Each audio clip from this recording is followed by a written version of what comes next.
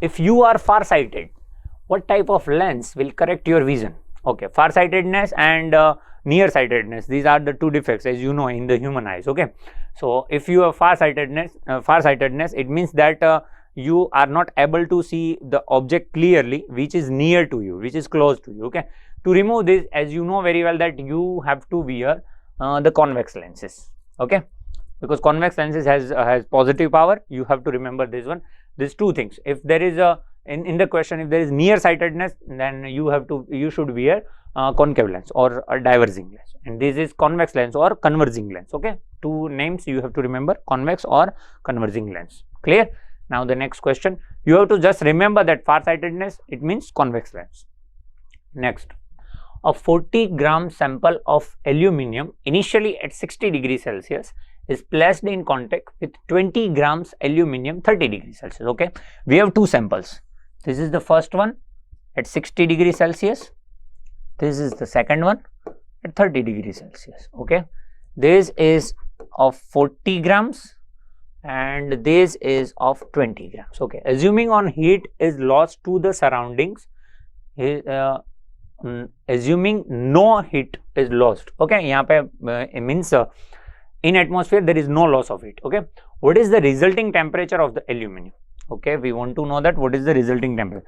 Now imagine that these two samples are in contact and we want to know the final temperature. Okay, to calculate the final temperature, you should have one formula. You should have remember one formula, that is Q equals to mc delta T. What is it? Q equals to mc delta T. That is the formula to need the energy. This Q is the energy to change the temperature. Delta T, it means from the initial temperature to the final temperature. Okay, some initial temperature to the final temperature. If you want to move, then the required energy is this one, Q equals to mc delta T.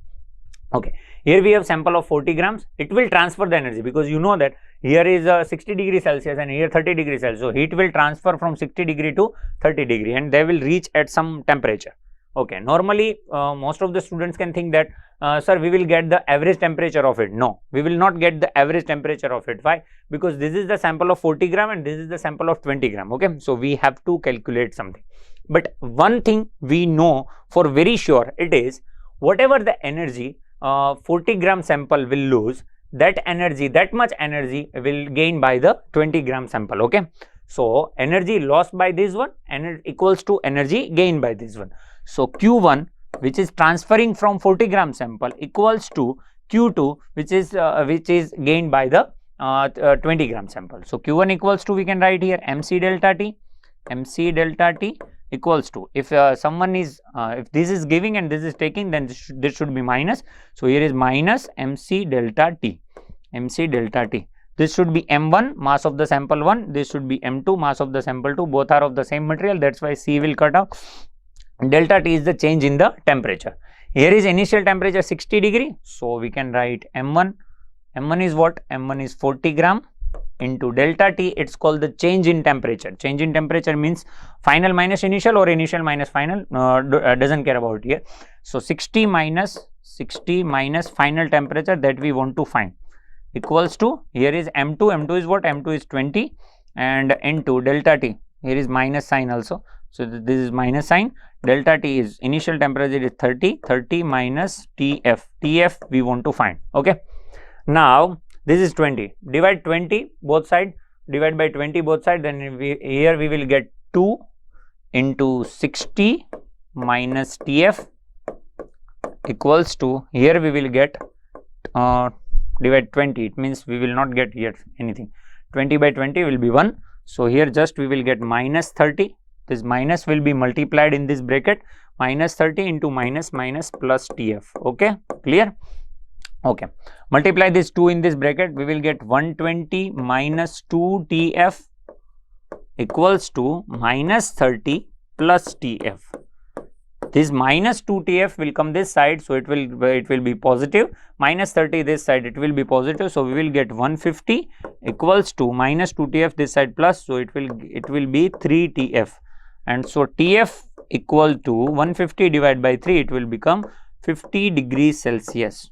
So if these two bodies will be in contact, 40 gram and 20 gram, then final temperature of these two body will be 50 degrees Celsius, not the average of 60 and 30. Okay, so right answer is 50 degrees Celsius. So if you will have this type of the question, you have to remember one formula, Q equals to MC delta T. If there is no energy loss in surrounding, it means surrounding, if we will not get any loss, at that time the total energy from 40 gram to 20 gram will be passed. Clear? So thus simple question. We have next question. Next question is, Chen with a mass of 45 kg slides down on a rope at a constant speed. What minimum braking strength must the rope have? Okay, here is the rope. Here we have a person which is whose name is Chen, and his mass is m equals to 45 kg. Okay, one more thing that you should know about from the question, that he is moving with a constant speed. There is no acceleration. If there is no acceleration, there is no pseudo force. Okay, pseudo force we have discussed about this in the first question.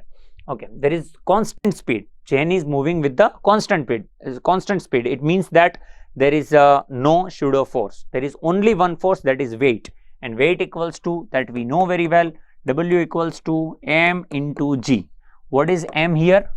M is 45 into g. If we will apply 10, then it will become 450.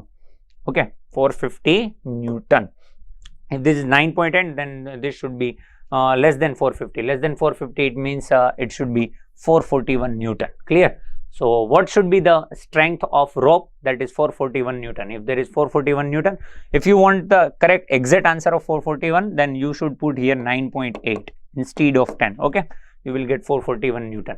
So if rope has the strength of 441 Newton, then Chen will be safe. Clear? The next question.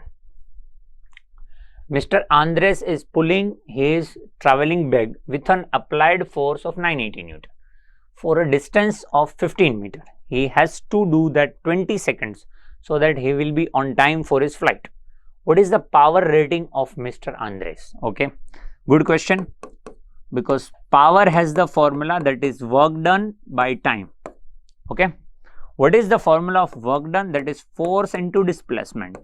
So force into displacement upon time. What is the formula of force here? So force is very simple. Mr. Andres has to force is 980. So that is very simple. There is no need to apply the force. Mr. Andres is pulling his traveling bag with an applied force of 980 Newton. So they have given the value of total force. So there is no need to calculate the force. Okay, just we need to put the values. Force is 980 Newton given in the question. Displacement is 15 meter, and he has to do this for the 20 second. Okay, whatever the answer, that will be your right answer. Okay, 0 0 will be cancelled out. This will become 49 into 50.